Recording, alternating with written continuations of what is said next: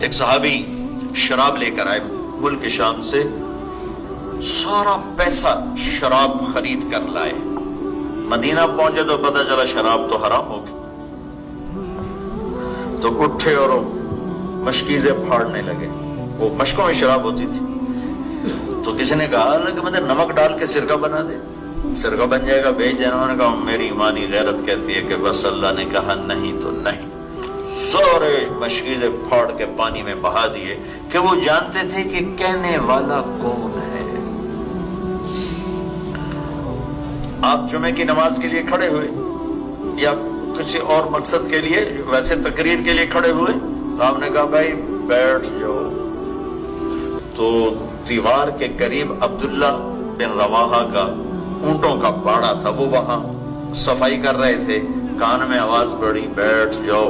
انہیں پتا ہے کہ مجھے نہیں کہہ رہے، مسجد والوں کو کہہ رہے ہیں، انہیں ادھر پھینکا کئی اور وہاں جا وہیں بیٹھ گئے۔ اور ایک صحابی عبداللہ بن مسعود مسجد میں انٹر ہو رہے تھے، ایک پاؤں اندر تھا ایک باہر تھا، آپ نے کہا بیٹھ جاؤ، وہ وہیں بیٹھ گئے، وہیں بیٹھ گئے، آگے قدم نہیں اٹھا۔ یہ کیوں ہے کہ وہ جانتے ہیں کہ یہ کہنے والا کون ہے، وہ جانتے ہیں کہ یہ روکنے والا کون ہے، اٹھانے والا کون ہے، ہم جانتے ہیں۔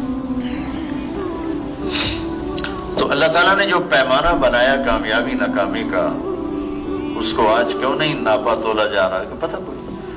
تو ہمارا مین جہالت یہ نہیں کہ ہمیں شریعت کے حلال حرام کے، یہ جتنے پاکستانی شراب بیچ رہے ہیں ان کو کوئی نہیں پتا کہ شراب حرام، یہ جو ڈرگز بیچ رہے ہیں، میں ابھی پریسٹن جیل میں گیا تھا، ہمارے پاکستان بچے ڈرگ میں پکڑے بیٹھے، تو ان کو نہیں پتا کہ ہم نے حرام بیچا ہے۔